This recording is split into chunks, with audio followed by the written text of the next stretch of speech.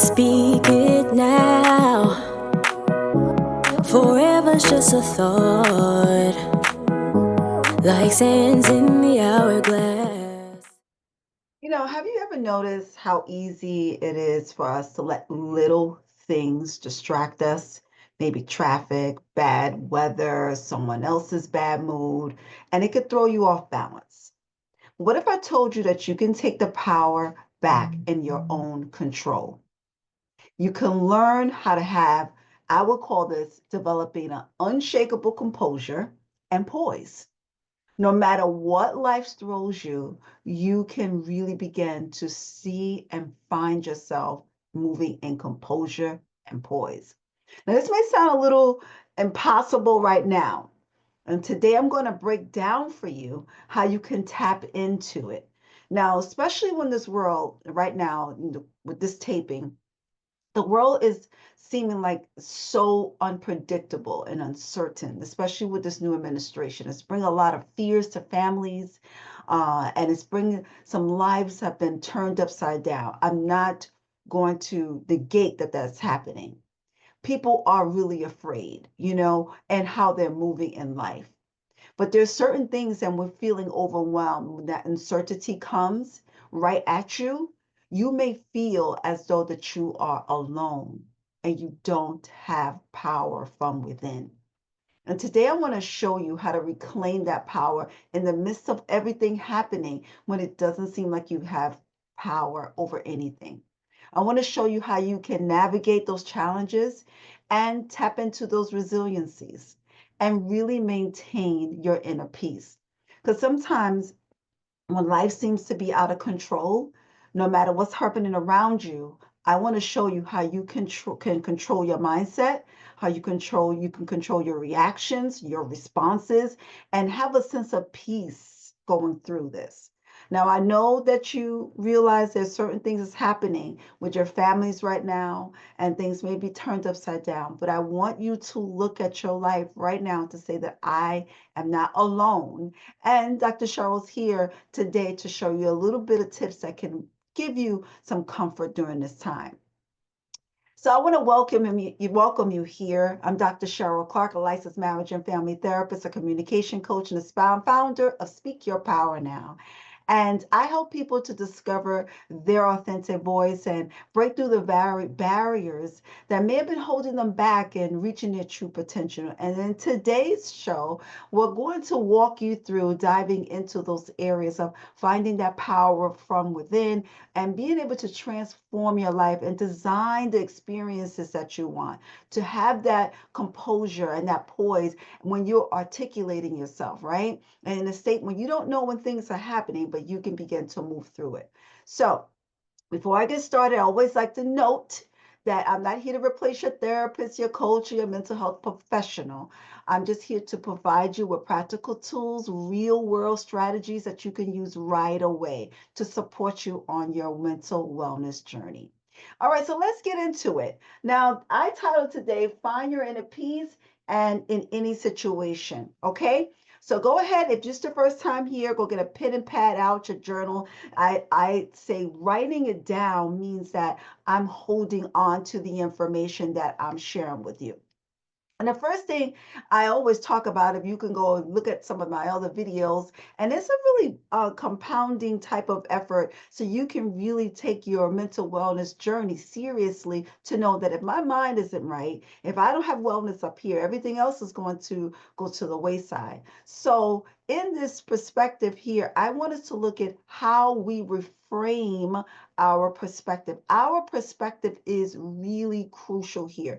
So I want you to look at this. When we look at your perspective is the thing that's really going to keep this in a space. And I just want you to write the word perspective down, okay? Now, I may give you some concepts that for you to write down and for you to go back to. Now, perspective is this just how what it is. It's your view of things. It's what's happened to you. It's your experiences. You glean from that, right? And there's no, and what we make it either a situation that could be really small into something really huge. It all begins with our perspective.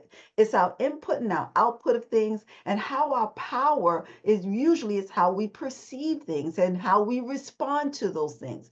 So, like, say a scenario, if you're driving to work and someone cuts you off, you instantly feel the surge of anger, possibly, right? And then your heart starts to raise, frustration starts to build, and you may use a couple of choice words there just to escape, to see what's actually happening. But suddenly, like, your entire commute to work is now impacted, right?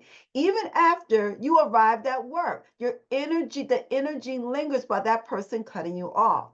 And the realization of that key is that nothing really actually happened to you. You were not physically harmed. You weren't in an accident. The events of your mind was a perceived threat. So the question you got to ask yourself, are you going to let this control the rest of your day?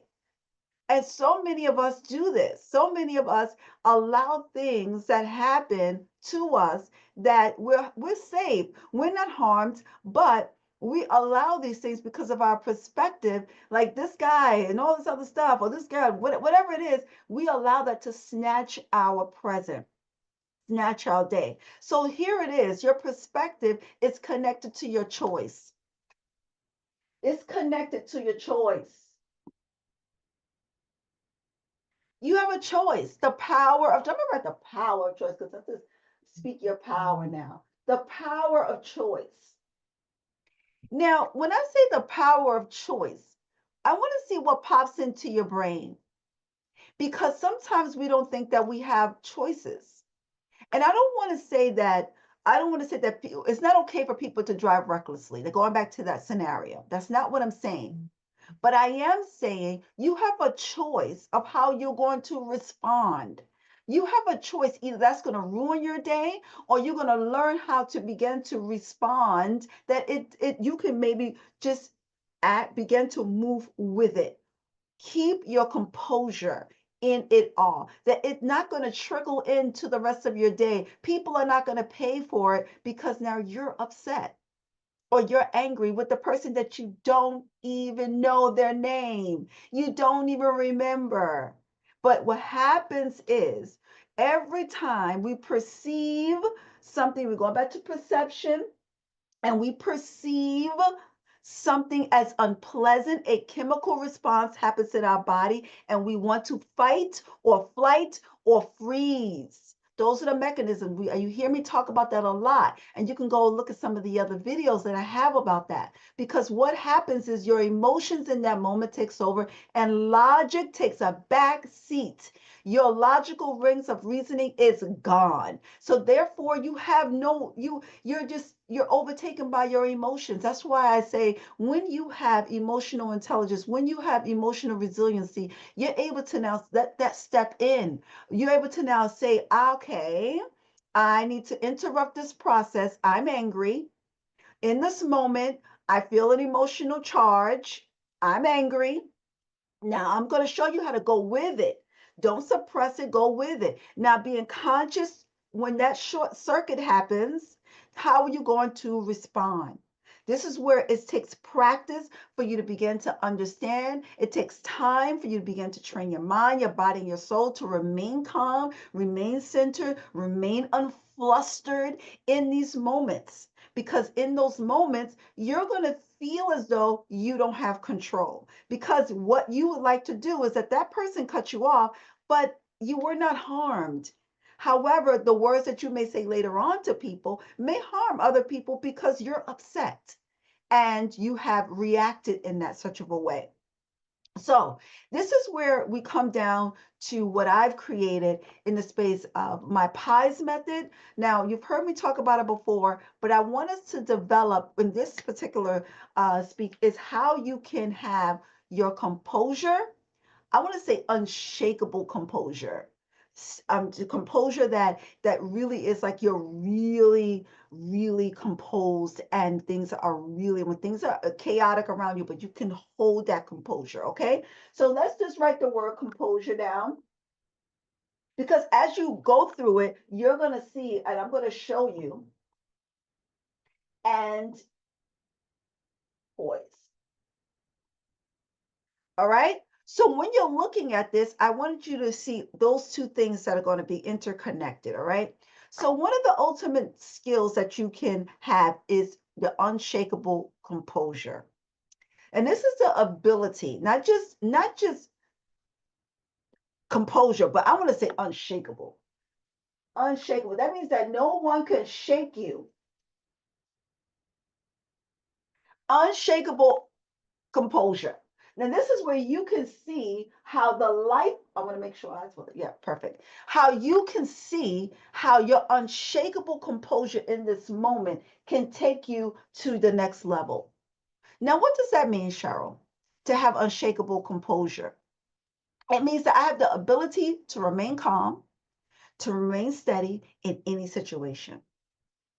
But you got to cultivate being unshakable. You got to cultivate that. That means that you need to take charge of your emotional state regardless of what's happening.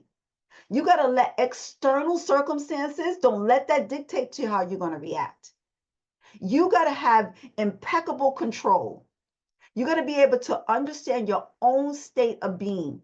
You can't allow those external circumstances to dictate how it's going to control you. Now, poise. Now I would say this, the ability to move through life and the grace and steadiness also and centered is you rising above. You actually when the challenges arrive, right? You're being able to imagine yourself navigating, and you got to see yourself doing this because having composure is your ability to have inner stability and responding rather than reactivating. Because when you are reacting, you are no longer responding. You are emotionally in a space. And maintaining that balance in any situation, you got to begin to navigate these things. I'm gonna give you a prime example. This story just hit my head. I was a supervisor at a clinic and I was onboarding like 8 or 9 new interns. Therapists, they were brand new, and there was a process, and you had to take time with them to onboard them to the new system. It was a learning curve for all of them. And I was taking my time, and I was standing over one intern. I was showing her how to onboard herself onto the computer, and another intern felt as though I was not taking the time with her. I was neglecting her, whatever she said. I don't even remember what she said, but she came storming down the road, down the hallway. Oh my God, I called for you and you didn't come to me. She was screaming at the top of her lungs at me. In that moment, there was 5 other interns in that specific room, and they all were looking at me. I Now inside I was fuming. She was screaming. Now this is a therapeutic environment. People are getting therapeutic services in other rooms. We were having an audit at that time. Or everything was happening in that moment. And she was screaming in the halls. And in that moment, I was the supervisor there and all eyes was on me. What were you going to do in that moment, Cheryl? And in that moment, I had unshakable composure. And I got up and I turned to her and I said, I'm not sure what's happening now.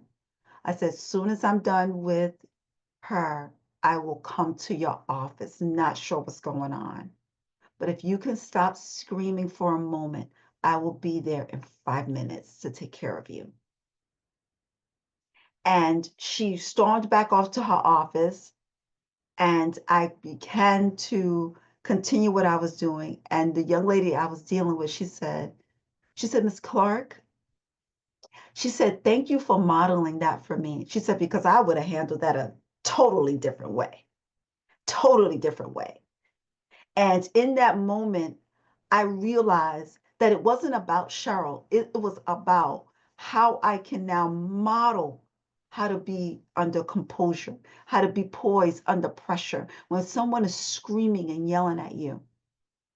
And it took everything in me. Now, fast forward, I took care of myself later on. And I spoke to, I think it was the billing specialist, just to unload, because that was embarrassing. Those were things that happened. That was things that I didn't even know what was going on. And the point of the matter is you can also be able to stay poised under pressure, but you also have ability to take care of yourself. Okay, so what I want to show you in the pies method, what I did, I paused in the moment. And you've heard me talk about the pies method before. And in this moment, you're going to pause. If you haven't heard it before, here it is, you're going to pause. And when in that pause, like I did, I didn't, before I reacted, I took a moment, took a breath, and centered myself. And I didn't have much time. But in a moment, I had to do that. And I had to identify, the I is for identify and inventory. You have to identify an inventory, right? I had to identify inventory that, I'm annoyed right now, but recognize what's really happening. Identify that. What are my emotions? And be able to now rise and talk and identify what I needed to say to her.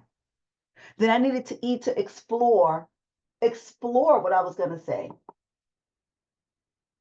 Explore, right? And evaluate the situation. I had to evaluate the situation quickly. I had to explore, okay, everyone is looking at me. Everyone is looking, is it worth my energy to go back and forth with her? You got to evaluate that. I'm evaluating. Is that energy worth me going back and forth with her? No. I had to explore what I was going to say. And then the essence for solution. What already works, Cheryl? What already works is that I know that I need to make sure there's a solution there. Put a solution in place. And the solution is what's already worked for me in the past. I had to go get something, de-escalate, respond with peace rather than frustration. Took care of her in a moment. I hear you. Please stop yelling what I needed her to do. Please go to your office and I'll be there in 5 minutes.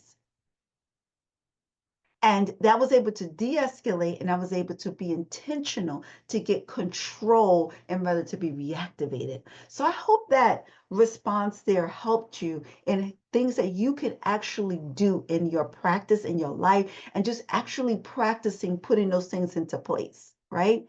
And those things that you have to fly off the top of your head with, those things will begin to become natural to you. All right. So now how can you put this stuff in practice, Cheryl? You said all this great stuff, and I hope that you got it. It's a perspective, your choice, unshakable composure and poise. Now, how do I do this, Cheryl? The first thing you're gonna hear me say a lot about is awareness. Awareness is the first step. And you probably heard me say awareness. To be aware is the first step. Awareness that you can't change what you're not aware of. So becoming more hyper aware of your thoughts. I'm going to put hyper aware. Let me change this real quick. I'm going to put hyper aware. Because once you're hyper aware, that means that you're taking it to another atmosphere. So I'm going to put hyper aware. Okay? I'm hyper aware of my thoughts, my emotions, my physical reactions in any given moment. So when I feel as though initially, if I'm irritated, I got to pause and recognize what my impulse brain will do. Because it's going to signal to you that I'm annoyed, I'm irritated.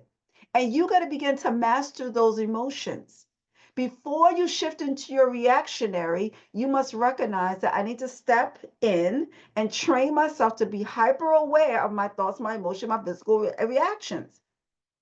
So, from a psychological standpoint, we need to think of how we're moving into this space. That's why a lot of times with CBT, meaning it's cognitive behavior therapy, we like to suggest that you put some things down, write it out. Because what it does is when you're aware of what it does and what you're moving into, it can reduce the stress and anxiety. And then you can get to be detached from your automatic patterns. Sometimes we can detach from these automatic patterns when we are aware. See if you're feeling irritated in the moment, pause, acknowledge it. What's going on? What's the signal to my brain that I'm irritated? See, the signal you learn to respond through when you're signaled. And the good news is that you can learn to respond and then you're rewiring the brain. And you heard me talk about this a lot, practicing how you can do this. So, mindful techniques will be able to help you in this. You can be able to deep breathing, body scans, noting your emotions without any judgment.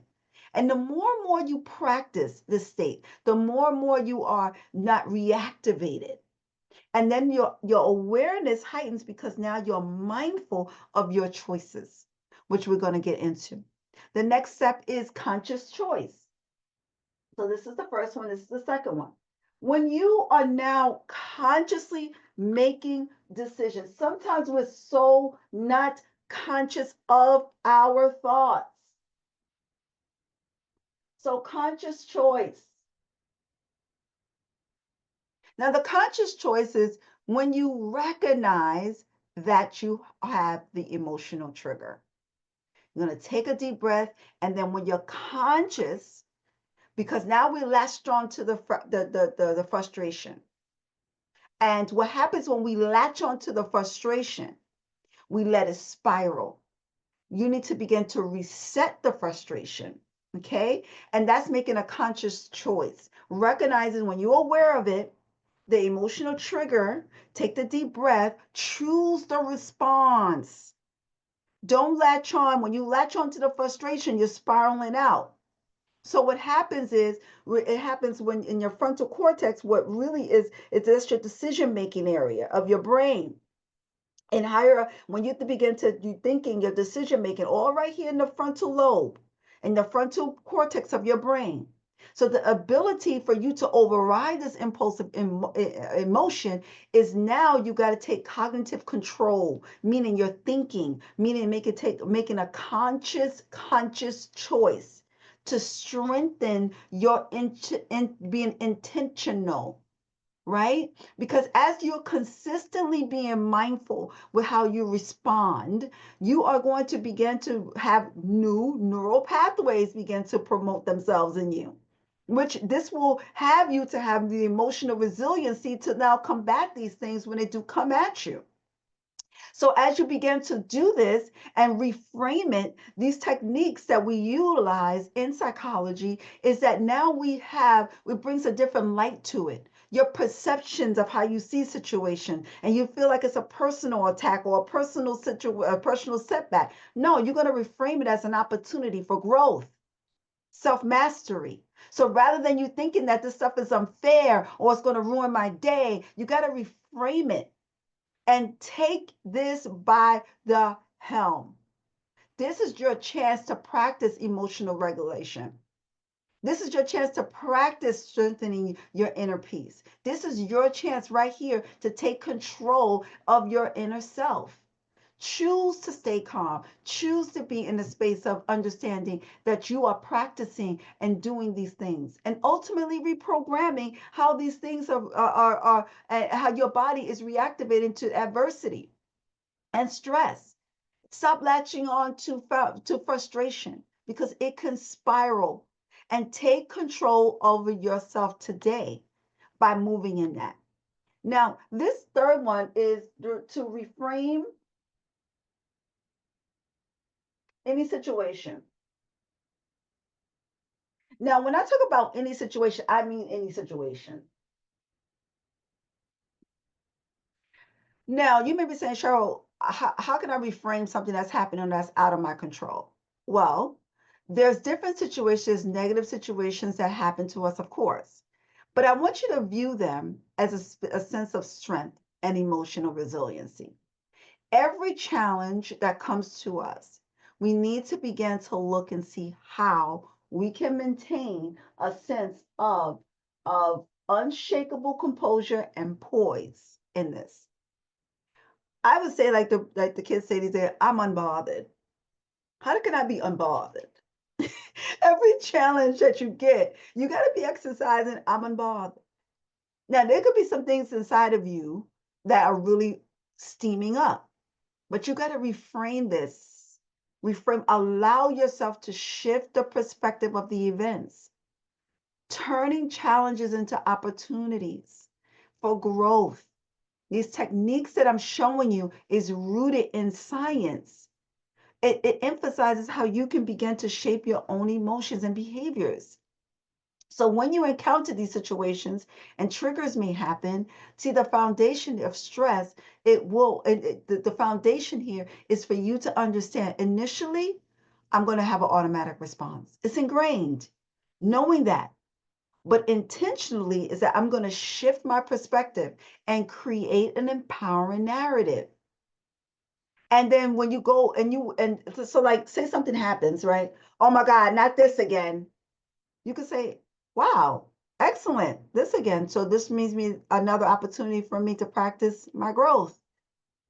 Now listen, I know that was a real reach, Cheryl, right? Because you're not ready for that. But as you engage your frontal cortex, right? The part of the brain that's responsible for rational thinking, problem solving. Remember, I'm a solution focused therapist, so I think about how what's already working. And as you begin to reframe it, it reduces that cortisol, which is the stress hormone in your body. And you can begin to see how resilient you really are. And as you continue to practice these things, the more these automatic thoughts and behaviors, you can have more control over them and move with confidence, right? And then you can begin to see the opportunities in it, right? So as you move in that, you can actually see that. Now, the fourth step is recognizing the story. You have to recognize the story. I'm gonna click the story versus the facts. Now, I will say this: there's a major reason why people are stuck. They're stuck in the negative stories that they have heard, and they spin these stories and events, and then your mind starts telling you more stories on top of more stories on top of more stories. Like you say, that person is rude. Or I'm gonna be late. Oh, it's gonna ruin my whole day. That may be all true. That maybe there's some truth in that. But just as you spun the story and you're telling yourself, you got to realize what is a story and what's reality? What are the facts? Because a major reason people get stuck is in their negative emotion. They spin stories. Our brain is wired and patterned for meaning making machines. So the result is that how do we detach from things that are not real? So as we look at these things, our brains will tell us that this is going to be the end all be all. And our brain focuses on perceived threats, right? And what we think is going to happen. So I want to show you how you can, if you got cut off, let's go back to that first scenario. You got cut off in traffic, right? So if you got cut off in traffic, it ensued this emotional state of this our brains get trapped in this person is a-hole. This person you start giving them the patterns of this. And what I want to show you is that you can accept what's happened and commit to separate any negative thought from it to move forward in it. Now, I know I said a lot. Accept what happened and commit to moving out of any negative thought. So if the driver in that car, the fact is you feel like the driver cut you off. You could say that that driver merged in my lane because he didn't hit you. So at some point he did merge. Maybe he merged into your lane and he did all that. You gotta see what is your word, your verbiage, because your emotional reactivator is by the words you respond to. So engaging in these practices of how you are going to take this on, you're really detaching from any unnecessary narratives or stories or words that's going to foster any type of negativity. You want to be able to grow and foster any emotional resiliency, clarity of thought making, decision making. And you got to tell your mind how you can begin to take this space by your own hands. And the last thing is rewiring the brain. The rewire of the brain. So when you rewire your brain, right? When you rewire your brain, you understand that you are practicing how to say, I am no longer going to be weakened or no longer going to be controlled by anything that used to be. Now, rewiring the brain has a lot to do with neuroplasticity. You've heard me talk about that before. The brains, if you haven't, you could go back to the other videos where I train you, I talk about rewiring your brain. The brain, just to give you a little tidbit, with neuroplasticity, your brain has the ability to recognize that there are new neural connections that would like to grow. And the key is for any emotional resiliency, emotional regulation, every time you choose to be intentional and with your thoughts and your words and the way you react, you are reinforcing new pathways and new neurons in your body. And the emotional regulation in there is you can begin to move with newness. And when you begin to do that, your emotions, so when you do have fear, your anger, those are the emotions. But you engage with them very differently. You respond to them very differently. See, the pathways of you understanding that it's ingrained within you. But you have to be mindful and you have to refrain from understanding how I can do this. Now, the one thing I want to talk to you, the last thing, habit stacking. Now you're going to do this with habit stacking. Let me write this up here. Habit stacking. Write that down. What is habit stacking? Now, this is the last thing I'm going to say. Habit stacking is the method that we use in psychology where you put a new habit onto an existing routine. Remember, I'm a solution focused therapist, so what I say is what's already working. So you're going to take one new habit, an existing thing that's already working in your routine. So say if you're frustrated with a situation, right? And you need to find peace or whatever the case may be. And you usually are getting emotional. You're gonna have this your ability, your drive to work every day. So this is an example for you. You drive to work every day, it's a lot of traffic every day, and every day you complain in the car. Every day. I need you to take this, what's already working. What's already working is that you are driving to work and you're safe and you get there safely every day. That's working for you. But what's not working for you is that every day you're in this traffic and every day you are frustrated by the time you get to work. So you need to shift it. You need to begin to, what am I writing? What am I putting in the car? What am I listening to? Am I listening to positive affirmations? What am I doing in the car? What am I doing for my mental peace? You're putting something already there. You're driving to work. Now put something different.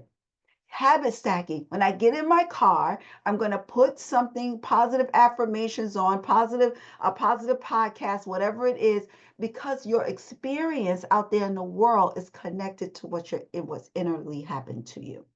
Okay? And studies do show approximately 60 to 60 days a new habit forms. You begin to see this. You're going to see more patience. You're going to see you persevering. And emotional mastery is going to come out of this. So just know it because now you're going to stick with it. All right. So I hope that you put some of these practices there. The resiliency muscle will begin to grow as you do this. I call it like a mental fitness type of thing. So if you wanted to practice these things and grow stronger in your resiliency, this is where you can do this. So firstly, I want to just say to you that mastering your state of mind, the reactions, don't suppress your emotions. Develop a space of emotional resiliency, intelligence, and you can begin to see that as I'm staying poised in the moment, as I'm saying unshakable composure in the moment, if you can begin to get your thoughts together with the Pies method. These opportunities are here for you to grow. These opportunities are consistent and when you're consistent with it. So I encourage you, take a deep breath, Practice the awareness, conscious choice, reframe your perspective, embrace your power as you go forth on today. And remember, I always leave you with this last tip before I ask you to go ahead and subscribe, like, share, go share it out with people you think that would enjoy this. And I always leave you with this one thought that sometimes your life is defined by one single moment. Let that moment be today. Have a great day.